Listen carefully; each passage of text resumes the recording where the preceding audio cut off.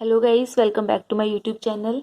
Today topic is human respiratory system. Last video में हमने start किया था रेस्पिरेशन का चैप्टर। उसमें हम पढ़ चुके कि डिफरेंट टाइप के एनिमल ग्रुप्स में कौन कौन से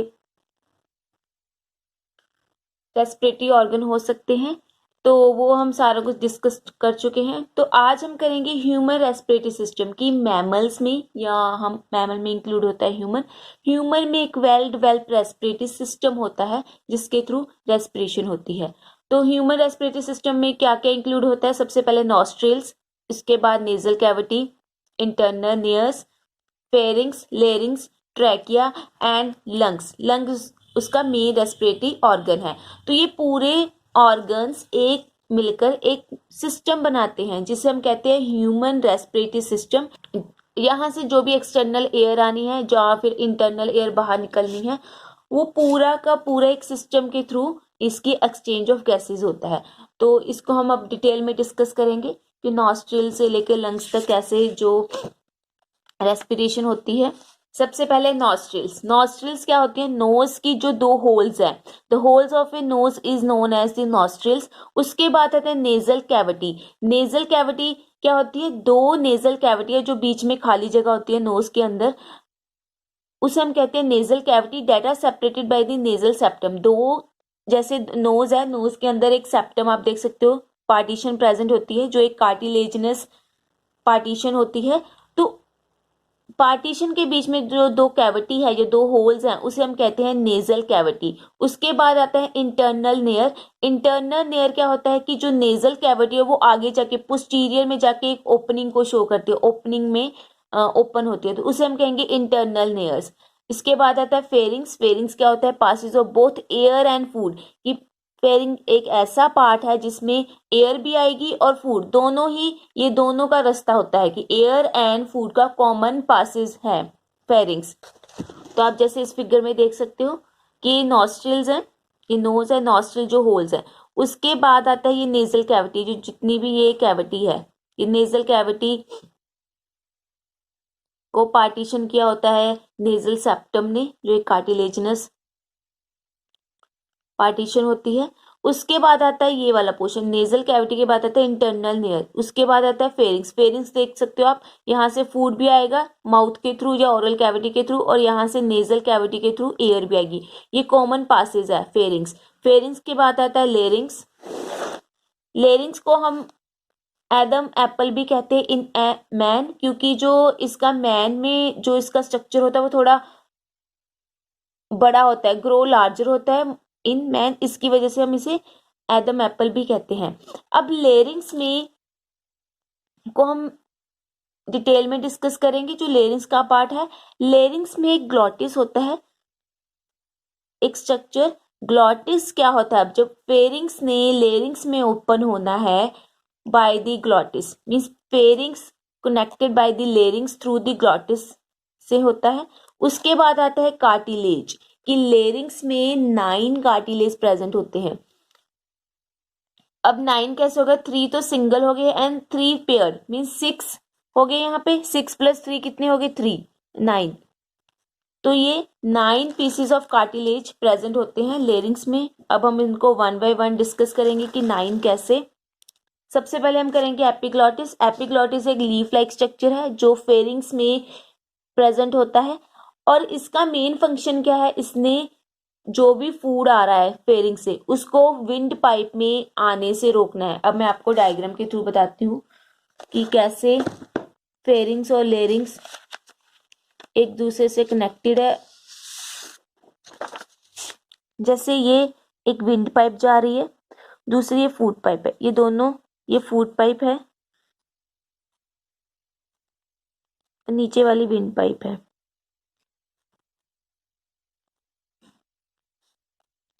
विंड पाइप को यहाँ पे लेरिंग्स है,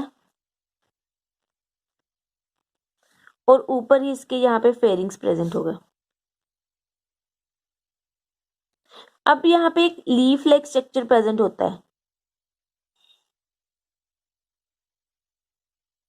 जिसे हम कहते हैं एपिग्लॉटिस। एपिग्लॉटिस का क्या काम है? इसने जब जहां से खाना आ रहा है, फूड आ रहा है माउथ से, तो इसने क्या करना है, इस लेयरिंग्स को कवर कर लेना है ताकि फूड हमारी विंड पाइप में ना जा सके। जो भी फूड आएगा वो फूड पाइप में जाएगा। इसीलिए हम बोलते हैं ना कि जब हम खाना खाते हैं तो उसे हमें बोलना नहीं चाहिए। क्यों? क्योंकि अब अगर हम बोलेंगे तो हमारी विंड पाइप ओपन हो जाएगी और उसमें फूड चला जाएगा और वहाँ पे जाके प्रॉब्लम क्रिएट करेगा, जिसकी वजह से हमें खांसी आती है। तो यही रीज़न है कि एपिग्लॉटिस क्या करता है, इसका मेन फंक्शन क्या है, इसने फूड को विंड पाइप में आने नहीं देना है, उसको कवर करके रखना है लेयरिंग्स को। मीन्स इसने ग्लॉटिस, यहाँ पे ग्लॉटिस प्रेजेंट होगा, इसने ग्लॉटिस को कवर करना है, लेयरिंग्स की ग्लॉटिस को कवर करके रखना है कि एपिग्लॉटिस ने ग्लॉटिस को कवर करना है ताकि फूड अंदर ना आ सके। तो आपने ये भी याद रखना है कि ये इलास्टिक कार्टिलेज से बना है। उसके बाद आता है थायराइड। थायराइड एक लार्जेस्ट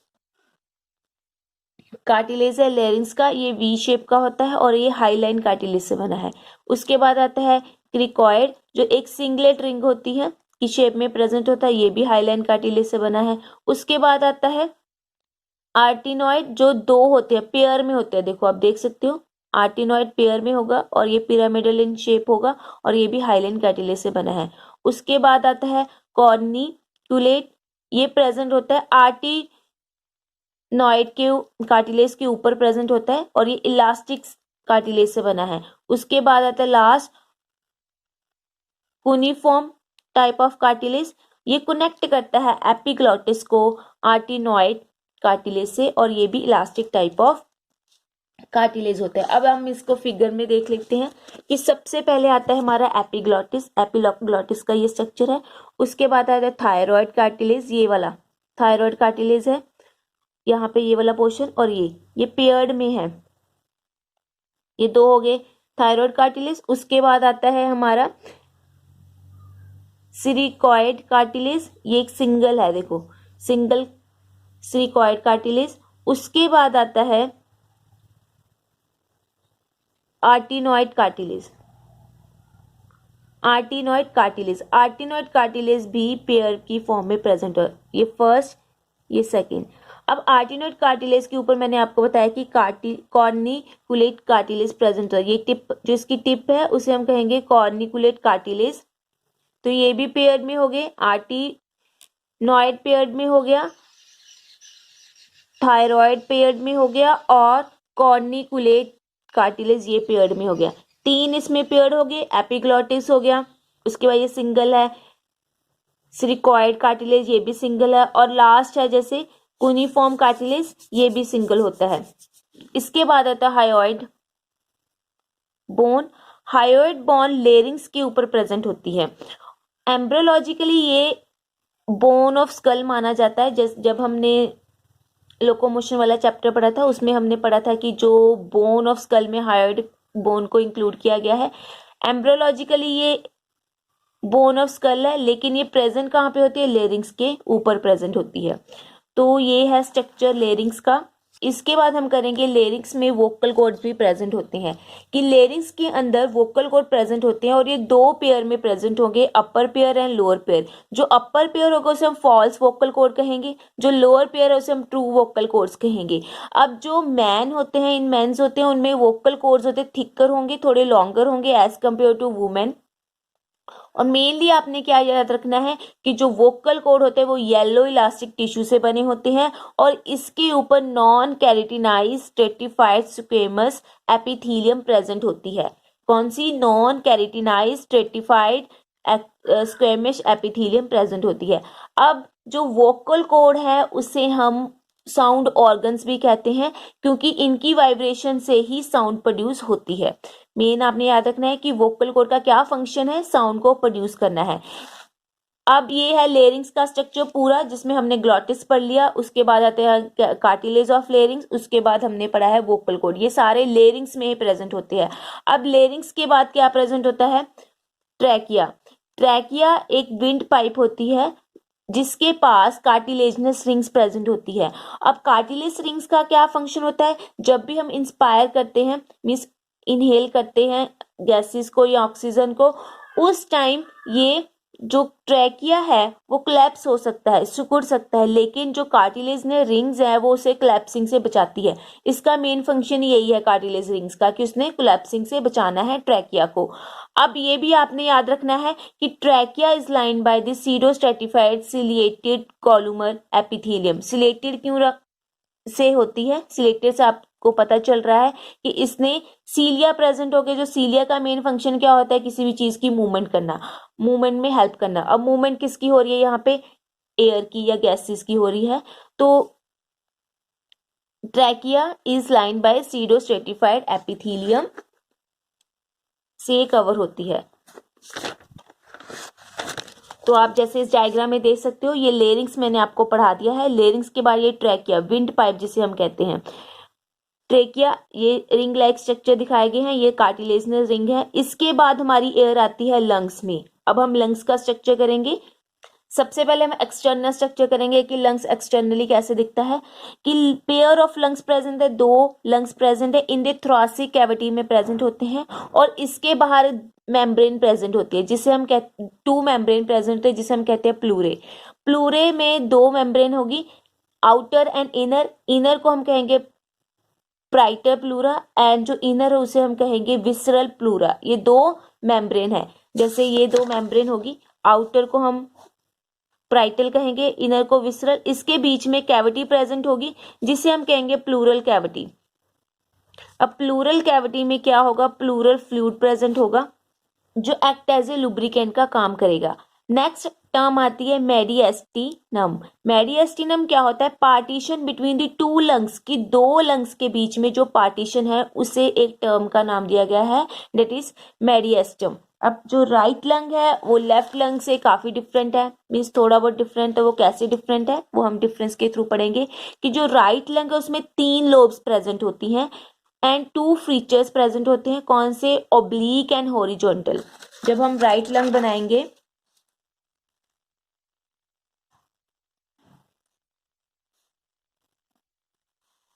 ये 2 लंग्स हैं, ये राइट लंग हम इस साइड से देखेंगे डायग्राम के, ये राइट है और ये लेफ्ट है। अब राइट में 3 लोब प्रेजेंट है, जैसे हमने ये बनाई, ये 2 लोब्स है, यहाँ पे आपने थर्ड 3 लोब्स बनानी है, फर्स्ट, सेकंड एंड थर्ड। अब 2 फीचर्स प्रेजेंट है, इसे हम हॉरिजॉन्टल फीचर्स कहेंगे, और ये वाली है ओब्लीक। फर्स्ट डिफरेंस तो यही है। और लेफ्ट में 2 लोब्स प्रेजेंट होते हैं, 1 एंड 2, और यहाँ पे ओब्लीक फीचर ही प्रेजेंट होगी। फर्स्ट डिफरेंस ये है। सेकंड डिफरेंस है डज नॉट हैव कार्डियक नोच, और जो लेफ्ट है उसके पास कार्डियक नोच प्रेजेंट होती है। अब इसके पास कार्डियक नोच क्यों प्रेजेंट है? यहाँ पे आपने कार्डियक नोच बनानी थी, यहाँ पे ये वाला पोर्शन कार्डियक नोच मीन्स, कार्डियक मीन्स यहाँ पे हार्ट प्रेजेंट होता है। तो लेफ्ट साइड हमारा हार्ट प्रेजेंट है, तो जो लेफ्ट लंग है उसके पास कार्डियक नोच प्रेजेंट होगी। उसके बाद आता है जो राइट है थोड़ा सा ब्रॉडर होगा, लेफ्ट नैरो रहेगा, राइट लार्जर रहेगा, और जो लेफ्ट है वो स्मॉलर है। नैरो एंड स्मॉलर क्यों है? क्योंकि इसके पास एक तो 2 लोब्स है, इसकी वजह से इसका साइज छोटा हो गया, दूसरा इसके साइड हार्ट प्रेजेंट होता है जिसकी वजह से इसका साइज थोड़ा सा स्मॉलर हो जाता है। अब हम करेंगे इंटरनली कैसे स्ट्रक्चर है लंग्स का। इंटरनली स्ट्रक्चर है लंग्स का, इसको पढ़ने से पहले आप डायग्राम में देख सकते हो। जैसे ये ट्रैकिया, ट्रैकिया बाद ये हमारा मैंने बताया था लंग्स स्टार्ट हो गया। लंग्स में इंटरनली कैसे एंटर होती है गैसेस, किस किस स्ट्रक्चर के थ्रू होती है, तो ये हम पहले देखते हैं कि लंग्स में ट्रैकिया के बाद आता है प्राइमरी ब्रोंकस, कि प्राइमरी ब्रोंकस में जाएगी एयर, उसके बाद सेकेंडरी ब्रोंकाई, उसके बाद टर्शियरी ब्रोंकाई। अब जो सेकेंडरी एंड टर्शियरी है उसके पास कार्टिलेजनस रिंग्स प्रेजेंट होते हैं, ये आपने याद रखना है कि सेकेंडरी एंड टर्शियरी के पास कार्टिलेज रिंग्स प्रेजेंट होती है। उसके बाद जो गैस आ जाएगी ब्रोंकियोल्स में, ब्रोंकियोल्स के बाद जाएगी लोबुलर ब्रोंकियोल, उसके बाद टर्मिनल, टर्मिनल के बाद रेस्पिरेटरी ब्रोंकियोल। यहाँ तक पढ़ लिया आपने। उसके बाद हम डायग्राम में थोड़ा सा देख लेते हैं। जैसे ये ट्रैकिया, ट्रैकिया के बाद जो प्राइमरी निकलने वाली जो डक्ट है ना उसे हम कहेंगे प्राइमरी ब्रोंकस। उसके बाद प्राइमरी आगे सेकेंडरी में डिवाइड होगी, उसे हम कहेंगे सेकेंडरी। सेकेंडरी अब डिवाइड होगी टर्शरी में, उसे हम कहेंगे टर्शरी ब्रोंकियल। जैसे ये सारी टर्शरी है, टर्शरी को आपने आगे ले जाना है ब्रोंकियोल्स, ये सारी ब्रोंकियोल्स है। अब ब्रोंकियोल्स में टर्मिनल ब्रोंकस आएगी सबसे पहले, उसके बाद जहाँ कहाँ जाएगी लोबरल ब्रोंकियोल, उसके बाद टर्मिनल ब्रोंकियोल, टर्मिनल ब्रोंकियोल के बाद जाएगी रेस्पिरेटरी ब्रोंकियोल। यहाँ तक हमारी गैस आ गई है। रेस्पिरेटरी ब्रोंकियोल के बाद जाएगी एल्वुलर डक्ट, ये डक्ट प्रेजेंट है ये वाली।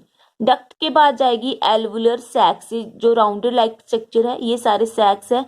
अब राउंडर लाइक स्ट्रक्चर जो है उसे हम एल्वुलाई कहते हैं। एल्वुलाई में जाके एक्सचेंज ऑफ गैसेज होगी। Exchange of gases means carbon dioxide ने बाहर निकलना है और ऑक्सीजन ने ब्लड में जाना है। तो यहाँ पे मेन एक्सचेंज ऑफ गैसेस कहाँ पे हो रही है, एल्वुलाई जो स्ट्रक्चर है उसमें हो रही है। जैसे यहाँ पे एल्वुलाई का स्ट्रक्चर दिखाया गया है, एल्वुलाई सैक, सैक के अंदर ये आर्टरीज, वीन्स और यहाँ पे कैपिलरीज प्रेजेंट है, और यहाँ पे जाके हमारी जो गैस है, जो कार्बन डाइऑक्साइड और ऑक्सीजन एक्सचेंज होनी है। मेन एक्सचेंज ऑर्गन क्या है, एल्वुलाई है। तो यहाँ पे भी सेम यहीं पे लिखा है कि एल्वुलाई डक्ट के बाद एल्वुलाई सैक में जाएगी, उसके बाद सैक के बाद एल्वुलाई में जाएगी। मेनली आपने एल्वुलाई के अब ये थोड़े से फीचर्स है वो आप याद रख सकते हो कि एल्वुलाई हमेशा थिनर होगी, स्क्वेमस एपिथेलियम से लाइंड होगी। मिनिएचर लंग्स कहते हैं। मिनिएचर लंग्स क्यों, क्योंकि यहाँ पे गैसेस ने एक्सचेंज होना है। उसके बाद लेसिथिन की इसकी लेयर ने कवर किया होता है। लेसिथिन की लेयर ने, लेसिथिन का क्या फंक्शन है कि इसने सरफेस टेंशन को कम करना है, कि एल्वुलाई के सरफेस टेंशन को कम करना है ताकि ये हमेशा ओपन रहे, कभी भी कोलैप्स ना होगे। अगर एल्वुलाई कोलैप्स हो गए ना तो डेथ हो सकती है, क्योंकि एक्सचेंज ऑफ गैसेस नहीं होगी। जो न्यू बॉर्न बेबीज होते हैं उसमें कई बार लेसिथिन की कमी हो जाती है, मीन्स लेसिथिन एब्सेंट होता है, जिसकी वजह से कोलैप्सिंग ऑफ लंग्स हो जाती है और जो न्यू बेबी है वो फेटल हो जाता है, मीन्स डेड हो जाता है। तो लेसिथिन का होना बहुत ज़रूरी है ताकि जो एल्वुलाई हो हमेशा ओपन रहे for the exchange of gases. तो ये था ह्यूमन रेस्पिरेटरी सिस्टम के बारे में। अगर आपको आज की वीडियो पसंद आए तो लाइक शेयर कमेंट करके ज़रूर बताना, और मेरे चैनल को भी सब्सक्राइब ज़रूर करना। अगर आपको किसी भी टॉपिक से रिलेटेड नोट्स चाहिए होते हैं तो आप डिस्क्रिप्शन बॉक्स में दी गई मेल पे मेल कर सकते हो। Thank you so much.